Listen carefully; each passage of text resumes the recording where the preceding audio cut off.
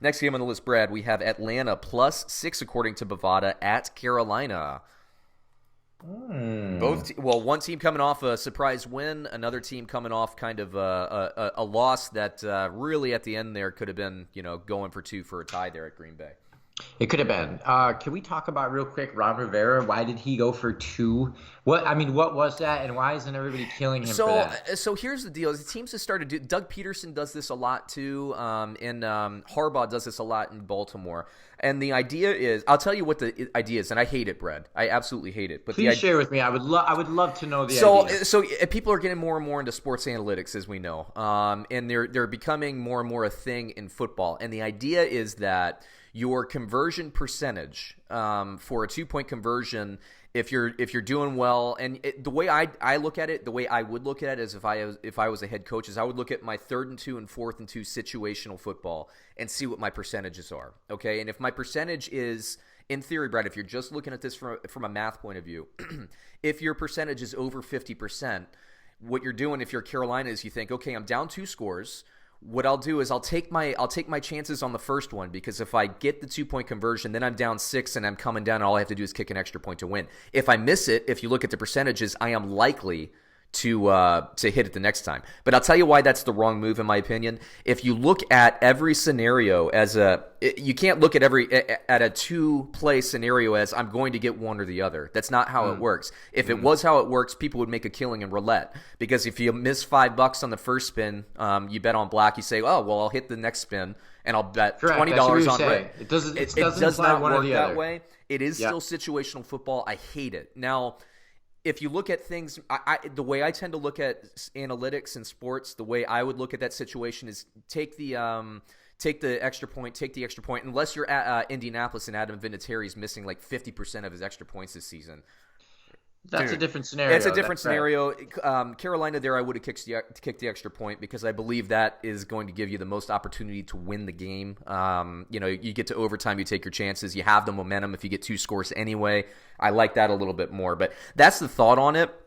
Okay, but I hate it. That's where he's coming from. That's where he's coming from. That's where these coaches are coming from. I think it's the wrong thing to do. I think it's the wrong thing to do as it's well. The classic, I'm glad he did it. Yeah, exactly.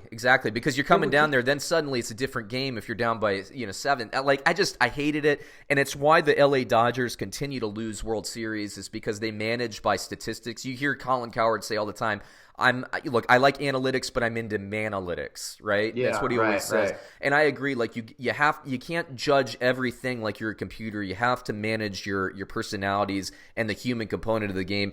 And I think that analytics are super important. I love them. That's why we founded this company. Yeah. But it's like Alex Rodriguez was a better player, a better hitter than Derek Jeter, but Derek Jeter would come through with that clutch double. Every time. And Alex Rodriguez would not. Yeah. So how do you measure that, right? Yeah. You kind of cannot, right? Yeah. You gotta, in the big moments, the big players do the big things, and that's why you pay them as such. And that's why when we do these analytics, like if I have a bad projection, for example, I have a bad projection on the game we just talked about, Nick Chubb. If I have a bad projection on Nick Chubb and I'm playing fantasy football, am I not going to play Nick Chubb? Hell no, I'm not going to do that. Where maybe I might not is if I'm playing daily fantasy, maybe I won't spend the budget on Nick Chubb, but if he's on my team, I'm going to play him every week. That's why I drafted him to do, is to be a really good player, right? Anyway. Excuse me. Let me just say one thing about the 2-point conversion, all right, which I think makes the entire process very silly. Let's say Ron Rivera gets that 2-point conversion. If memory serves me right, he did that early in the 3rd. Okay.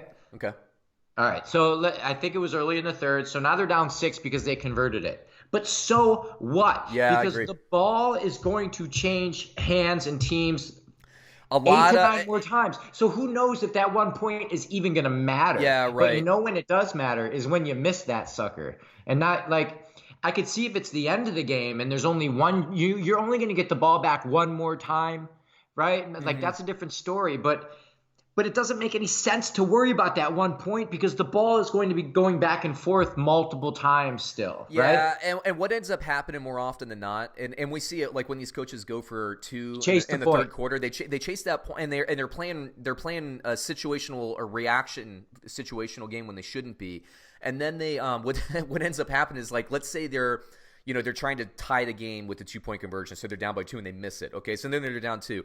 Then the other team comes down, they kick a field goal, so then they're down 5.